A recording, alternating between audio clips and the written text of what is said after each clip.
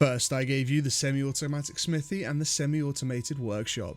Now, I present to you something new, a way for you to bring your ingots directly to your boat with the semi-automatic outpost.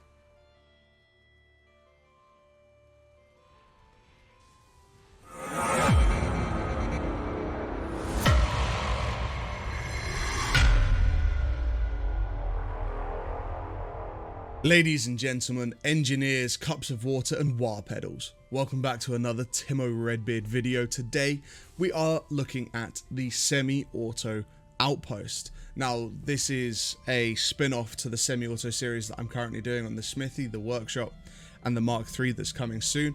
Mark III is still requiring more work, so I've decided to put this video out in the meantime to keep your thirst for the semi-automatic sated. Before we get into it though, if you do like this video, please hit that like button, consider subscribing and don't forget to caress that notification bell. Discord competition.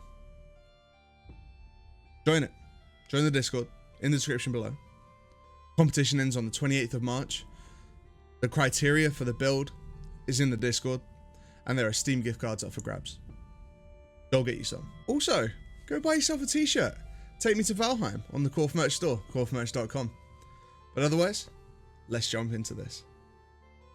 Now, while we're just terraforming the ground out, I wanted to chuck a couple of disclaimers, bit of a notice in here. A lot of the techniques that I'm drawing into for this video come from the semi-automatic smithy video and the semi-automatic workshop video. So, if you haven't watched those yet, I highly recommend you do. Link will be in the description below for both of those videos. And the semi-automatic workshop video is also at the top of your screen right now. Definitely go watch them because I won't be covering everything in this video that I'm doing because I've already covered it in those videos. However, with the terraforming, we want to make sure that we've dug out this canal like the other videos. And when it's all flattened out and ready to go, the ground should look like this. And now I noticed that when you choose your location for this outpost, highly recommend that you do it on a riverway and not on the open ocean or right on the very coast. And the reason for this is that on a riverway you don't get the big tidal swells, you don't get the big waves due to the wind, and the outpost is sensitive to boat height, so you want nice calm water where the boat is going to stay at the same height the whole time through. Now during the process of this video I ended up building and sort of tearing down this central section that leads down to the boat 3 or 4 times. It took me a while to work out the optimal way to get everything down to the boat where you could literally be able to grab everything and be in range of your storage section on your longboat at all times. So if you see me building something and then it seems like I change it later down the line, that's why. I'm going to do my best to show you just the bits that you need to know, but if some extra bits of build creeps in that disappears later, I do apologize now. So essentially what we're doing here is building a chute system and building the base of it to catch what comes down from the structure above and places it at a level that is very accessible straight from the boat. Now this again goes through many iterations, but this position that I'm showing you at the moment is where it ends up. It just ends up being a bit wider as we extend it in both back towards the back of the boat and also towards the front of the boat. But this height and position works out perfectly, as you can scoop everything up just by walking along the chute and place it straight down into the storage on your boat without having the need for any effort, and you don't have to worry about being over encumbered at all.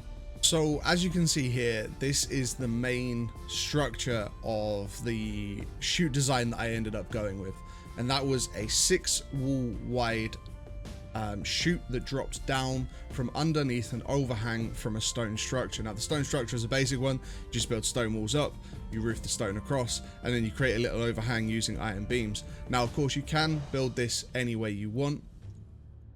You can use wood with the occasional iron or stone pillar to support the blast furnaces at the top, and you could use wood for everything else, which would massively reduce your resource cost and the effort needed to put in. But you just need to make sure you've got that overhang with the gaps in so you can place the blast furnaces poking into the gaps. And the reason for this is so that all of the inputs line up on one side. You don't have to run around in circles around a hole like in my previous designs in the smithy and in the workshop.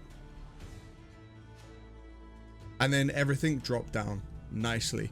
We had to build in a catcher almost, because the metal was dropping so fast off of the roofs that it was actually flying out over the chute, straight onto the boat, which of course is a non-physics object in terms of items, so they blasted straight through and into the water. So we ended up building walls on the outside of the chute as well, coming down right up until the very bottom piece, which caught all of the ingots and let them drop perfectly down into the bottom trough. Now, in the workshop video, there were a lot of questions about how to get black metal to fall out of a blast furnace without getting stuck on the end of the spout. And of course, one option is just to let it stack up, and eventually it will push all of it out as the fourth ingot comes out. But there is another trick. If you grab a 26-degree beam and you place it on the spout just like this, and it's really important that you get the distance from the end of the spout right here, because if it's too close to the end of the spout, the ingot will just spawn inside the beam and nothing will happen. It has to be enough up the spout so that the ingot actually gets pushed off the spout, just like this.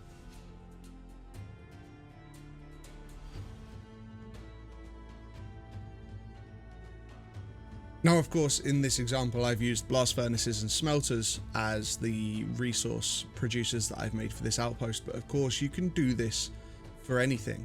If this outpost is, say, a farming outpost, then you could have windmills on one side and spinning wheels on the other, and your produce that you're picking up at the bottom of your boat could be barley flour and linen thread.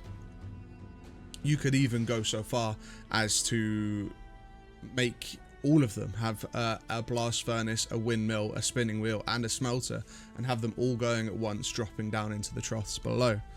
The ability to customize this to your own needs is massive. But of course, I have used smelters here, and smelters follow the exact same rules as the blast smelters. And with this new drop down design that I've come up with, you can line them all up perfectly, so you can run along one side, placing coal in all of them, run along the other side, placing ore in all of them, and it makes it nice and easy. And of course, I've connected the two stone structures by a wooden walkway, just so that I can walk around on both sides, and also put some stairs up to the wooden walkway, so you can just take a cart up there from below or from another part of the base where you have been gathering all the materials. And last but not least, we put in the coal system from the workshop build. Now, of course, if you're using windmills and spinning wheels, you obviously don't need to include this. But for the coal system, I just extended foundations out a little bit, rose them up, chuck some kilns on top, and use the chute from the workshop video. If you do want to get a bit more detail about that, then do go check out the workshop video that's at the top of your screen and in the description below. Just one final disclaimer is that this build is purely a mechanical show how. It's not finished, it's not decorated, it's not roofed in, it hasn't got structure to it. The majority of the rooms are just completely empty. I'm just showing you how I created a way to deliver ingots or products straight to a boat for an easy outpost pickup. This isn't a finished build. So go take this and make it whatever you want it to be. Be creative, be original. Ladies and gentlemen, if you have enjoyed this video, please hit that like button, consider subscribing, and don't forget to caress that notification bell. If you have any comments or suggestions or ideas for the semi-automated outpost, please do let me know. I'd love to hear them. Give me your feedback. I want it. I want it now. I do stream on Twitch from Tuesday through to Friday, starting at 1 PM GMT. I'd love to catch you there.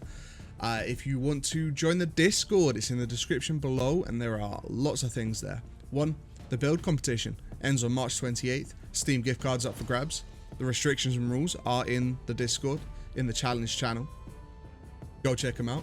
If you would like to submit a base for Pimp My Base, or submit a base for Friday's Fantastic Thoughts, then also the entry channels are in the Discord below, so make sure you do go join it. If you would like to support me further, there is a Patreon link in the description below also, and there is a merch shop. Korfmerch.com is where you can get yourself one of my gorgeous snapbacks that you see me wearing every video, or a Take Me to Valheim tee. Go check it out. Otherwise, ladies and gentlemen, thank you so much for all the support so far. I really appreciate it. You guys are incredible. But for now, peace out, take care, and enjoy the fly around.